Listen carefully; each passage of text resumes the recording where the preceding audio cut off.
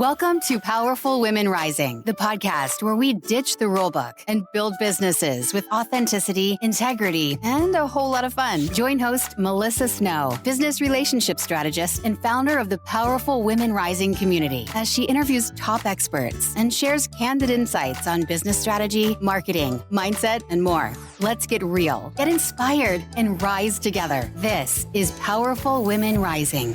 Hey everybody, welcome back to another episode of the Powerful Women Rising podcast. I'm your host, Melissa Snow. I am coming to you live. Well, okay, I'm alive. This is live. You're listening to it on a recording. I gotta tell you, I record these intros over and over again, and every time I say something equally ridiculous. And so sometimes I'm just like, okay, we're going with that.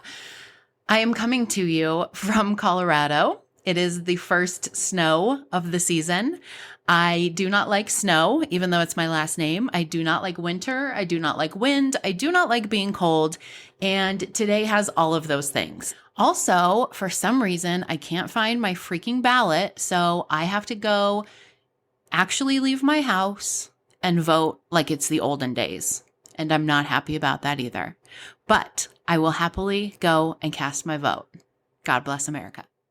All right, so today we are talking about shiny object syndrome. Is this like the story of my life or what? If you are tuning into this episode and this is the first episode you've ever listened to and you're like, is she always this weird and all over the place? Yes, I am.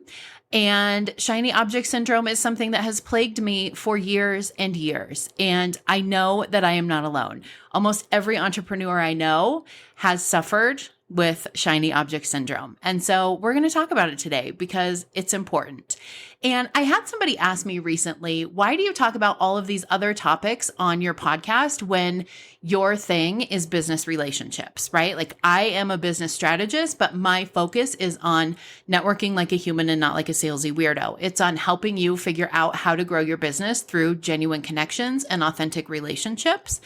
And so why do we talk about time management? Why do I interview people who are experts on LinkedIn? Why do we talk about systems and processes and strategies and things like that? And the reason is because networking is not just about attending networking events. Networking is anything that you do that creates a relationship or a connection with another person.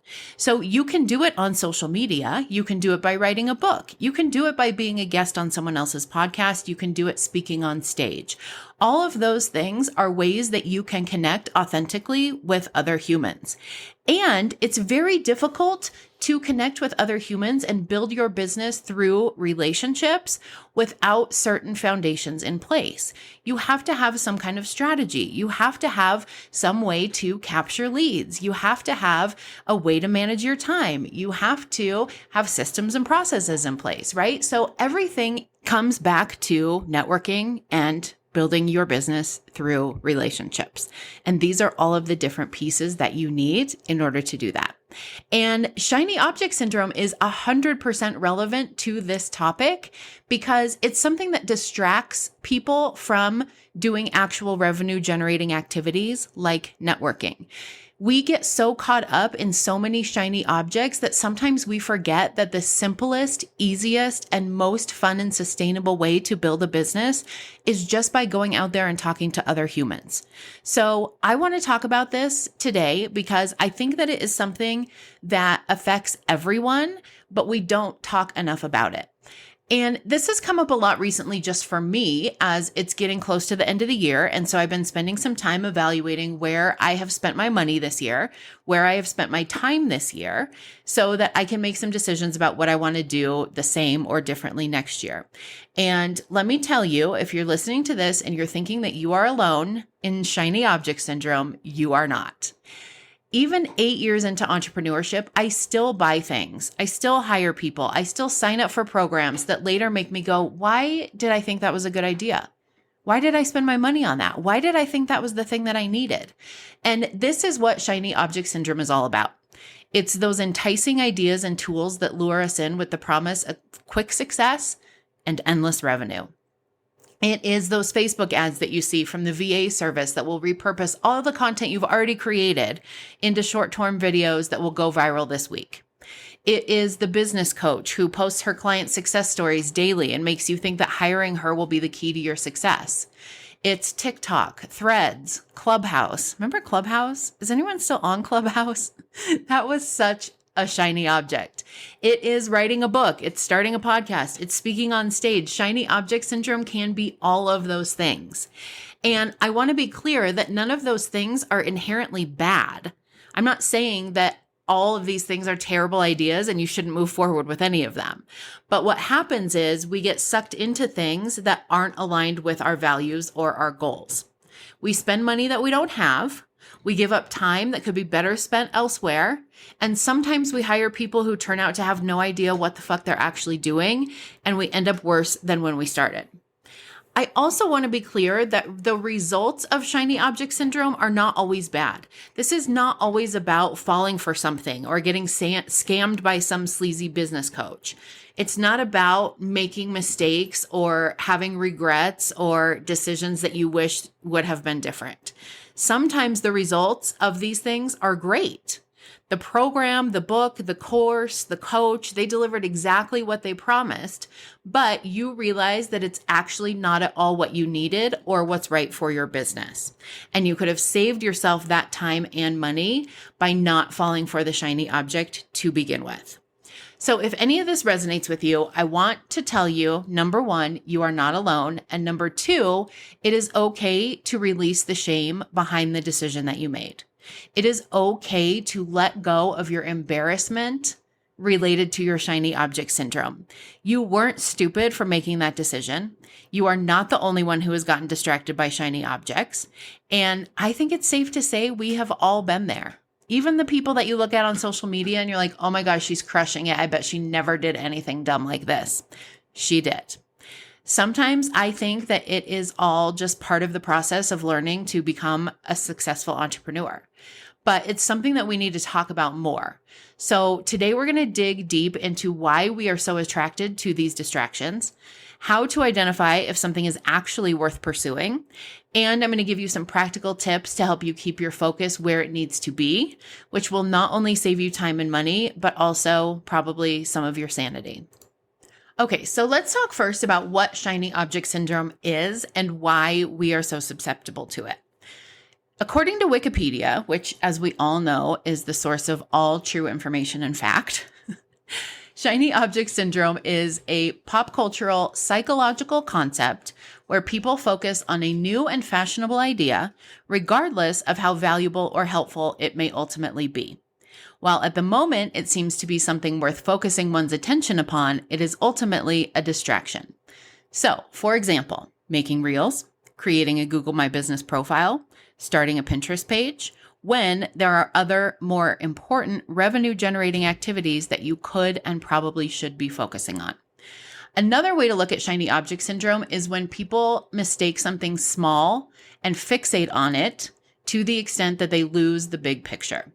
So the examples that I mentioned before still apply here. You get so focused on creating your pins for your new Pinterest page that you feel like you're being productive and you feel like you're doing so much good work for your business. And so you never stop to zoom out, to look at the bigger picture and maybe realize like, oh, my ideal clients aren't even using Pinterest, or, oh, it takes people 3 to 5 years to gain traction on Pinterest. Do I actually have that kind of time? I read something once that said the thing about shiny objects is that when the light is shining on them, it's hard to see anything else. And I thought that was so good. In fact, so good, I'm going to say it again. The thing about shiny objects is that when the light is shining on them, it's hard to see anything else. And this is the problem. We get so focused on the distractions. We get so focused on the wrong things without the ability to zoom out and see anything else. We can't see that it's just a distraction. We can't see that it's not really aligned with our goals. It's about following the trends, jumping on the bandwagon, joining the next big thing in business that seems to be what everyone else is doing without really and truly considering if it's the right thing for you. I'm seeing this a lot right now with virtual speed networking events. And maybe this is just my network, or maybe it's just like when you get a new car and you think that no one else has that car, and then all of a sudden you start seeing that car everywhere. But I've been running my virtual speed networking events for almost 2 years now. And when I started, there were very few events like mine. And the ones that did exist were terrible. And over the past few years, I've really perfected it. I have learned what works and what doesn't. My events move quickly and usually seamlessly because I've been doing them for so long. And I attract a type of woman to these events because the word has gotten out over the years about who the event is for and who it's definitely not for. And now it seems that everyone and their mother is launching a virtual speed networking event. I have seen this with online summits recently too. That seems to be one of the next big things that everyone is doing in business now. And there are several problems that arise when you keep jumping from one big thing to the next big thing, right? When you're on this one track of like, I'm really focused on my YouTube channel. This is how I'm going to promote myself. This is where I'm going to drive traffic to. This is where I'm going to generate my leads. But then you see, oh, Melissa's doing a virtual speed networking event. It's working great for her. I should definitely do one of those. And then you see, oh, Elaine did a virtual summit and it went really well for her. I should definitely do a virtual summit, right? This is what I'm talking about, jumping from the next big thing to the next big thing. And we're going to look more later in the podcast about why this is a problem. But the overarching theme that I've seen in my own business, in my friends' business, in my clients' businesses is that shiny object syndrome leads to burnout. It leads to wasted money, sometimes very large amounts of it. It leads to wasted time, and it leads to a lot of half-finished projects that drain your energy but don't ever lead to real results. So why are shiny objects so tempting? The first is the promise of a quick win. Many shiny objects play into our desire for instant gratification, which is a totally normal desire. It's that underlying thought of maybe this will be the thing that finally works. We're tired. We're scared. We need to make money right now. Entrepreneurship is hard. So when you see something that is marketed in a way that makes you think this thing can help me make more money faster in an easier way, of course you want it. The other reason that we fall for shiny objects so often is that the marketing tactics that are used don't just play on the fears and discomfort you may have as a business owner, but they also are created to trigger your FOMO. Lots of modern marketing is about urgency. You'll see this all the time. It's a limited time offer. It's about to sell out. Everyone is jumping on this deal. It's the secret to success that no one is talking about, and I'm going to share it with you, but only this one time. Messaging like this creates feelings of scarcity and urgency, so you don't have time to stop and think. You don't have time to evaluate, is this a good idea? Is this aligned with my values and goals? Do I have the time and money to make this work? Do I actually even want to do this? You just have to jump at the opportunity and trust that since everyone else is doing it, it must be a good idea. And that comparison is also one of the reasons that shiny object syndrome is so common. When we see that other business owners are doing on social media, it makes us think we are missing something. Wait, she wrote a book? Wait, she was a guest on that podcast? She ran a virtual speed networking event and 100 people signed up? I need to do that too. We assume that if everyone else is doing it, then maybe we're missing out. Spoiler alert, we usually aren't. Look at cryptocurrency for an example. This is a terrible example for me to use because I cannot for the life of me understand how the hell that shit works. But I do know that there are a lot of people who jumped on cryptocurrency in the beginning when it was the next big thing. And I know there are some people who made a lot of money by doing that. I also know there are a lot of people who lost a lot of money doing that, which tells me not every opportunity is right for every person at every moment. And just because something is working for someone else doesn't mean it's going to work for you too, and that's okay. The last common cause of shiny object syndrome I see, and this happens to me a lot, is that we just have too many damn good ideas. Does anybody else have this problem? I think I have about 98 podcast episode ideas a day. I come up with about 3 new lead magnets in one shower. I think of things that I want to post on social media, ways that I want to promote my event, things that I want to do in the Powerful Women Rising community, people that I should reach out to collaborate with. Like, there's a lot going on up here. And the problem, or maybe part of the solution, is that my ideas come at a way faster rate than my ability to execute them does. Also, sometimes what seemed like a really good idea yesterday doesn't seem like such a great idea today. The bottom line is shiny objects are everywhere, including in your mind, and they are designed to pull you in. They thrive on uncertainty, vulnerability, enthusiasm, and sometimes the desperation of entrepreneurs.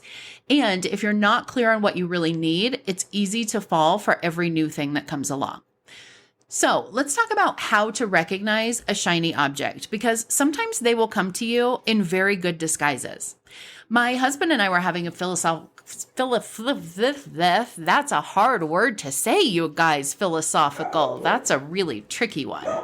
Anyway, we were having a philosophical conversation the other day about what it means to have a higher power. And we got on the topic of people who receive downloads or messages from the universe and say that they've very clearly heard God's voice telling them something. And we were questioning, how do these people know the difference between intuition and like divine intervention or just a thought that they were having? And people often struggle to know what is a shiny object and what is something that I actually need. Like, how do I trust myself when I think this is a really good idea? I should do this. How do I know if it's really a good idea or a distraction? How do I know if this is worth the investment or this is just another empty promise wrapped in a pretty package? So here are my best tips for detecting shiny objects. Number one, check your energy and your intentions. Are you looking at this new idea from a space of confidence? Are you feeling good about where you are in your business and thinking this is something that will enhance what you're already doing? Or are you feeling insecure? Do you feel like you're trying to prove something to yourself or to other people? Do you feel like there is a missing piece and you are an imposter and everyone else has this missing piece except for you? Anytime you're considering a new tool or strategy, it helps to stop and ask yourself, am I chasing this because I feel like I'm lacking something or because it truly complements what I'm doing? So let's say you're considering diving into paid Facebook ads. If it feels like a natural progression based on your business growth, if it's well researched, if you've been considering it for a while, it might be a good fit. But if it's coming from seeing someone else succeed with it and feeling pressure to do the same thing, then it's probably just a shiny object. The second tip is questioning the origin of the idea. So if you had never encountered that ad, that post, that sales pitch, that person, would this be something you'd be pursuing anyway? Have you been considering creating reels for the last 6 months, and now you've come across someone who helps make it easier? Or were reels never even on your radar until you saw this really great ad? If you're noticing that most of your ideas are coming from social media or from ads, you might be more susceptible to shiny object syndrome. What is more helpful is getting business ideas from intentional sources like your goals or the needs of your clients, or just having conversations with your colleagues about what makes sense as your next right step. It might be helpful for you to think about where some of your most recent ideas have came from. Look at the last 2 or 3 things that you invested in, people that you hired, courses that you bought, and ask yourself, where did the idea for these things come from? Was it part of my plan, or was it just a random ad that caught my attention? Was it something that I intentionally sought out because I saw that gap in my business?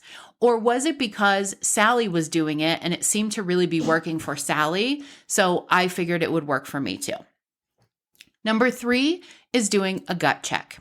Spend a day or two thinking about the new idea without acting on it. Because a lot of times the most compelling shiny objects lose their sparkle when we put a little space between them and us. When you get some space between the initial excitement and the final decision, things can look a lot clearer. And don't fall for the urgency of the sales pitch. Don't fall for this will never come around again. consider the source that it's coming from, right? If I have something amazing that I am selling that is going to help you so much, why would it make sense for me to only sell it one time? It doesn't make sense, right? Like that would be like if I started the Powerful Women Rising community and I was like, listen, this is going to revolutionize how you do business. This is going to change your life. You're going to feel so supported. You're not going to be lonely anymore. You're not going to be confused and overwhelmed. You're going to have all of these women to bounce ideas off of and ask questions to, and you'll have accountability and co-working and networking, and it's going to be so amazing, but you have to buy it today. I will never sell it to you again, ever again after today. Like that doesn't even make sense, right? So be wary of those types of sales tactics and allow yourself to have the space that you need to think about it before making a decision. It's about training yourself to pause and observe where your desires are coming from. 9 times out of 10, if you give yourself some space, you are going to see the shine fade. Along those same lines, I want to share some other tools and strategies that I have found that will help you avoid shiny object syndrome. The first is setting clear, specific, and measurable goals, and then having a strategic plan for how to achieve them. There are several episodes of this podcast where we talk about strategic planning and we talk about goal setting. I will link some of those in the show notes. But I truly believe that goals are not just good business practice, they are essential for staying grounded. If you know what you're trying to achieve and you have a specific plan for how you are going to get there, it becomes much easier to filter out distractions. When you have goals that are specific and measurable and you can actually see step by step how I am achieving these goals, it is going to be much easier for you to filter shiny objects by saying, is this something that is aligned with my goals? Is this part of my strategic plan or not? That is going to take so much mind drama away from you. My dear friend, Jessica Milheiser, she's a brilliant businesswoman. She's been on this podcast several times, and she is launching a strategic planning program in 2025, which I am so here for. Her strategic planning program includes a 2-hour planning session in December. It includes planning and accountability sessions in January, February, and March to start your year off right.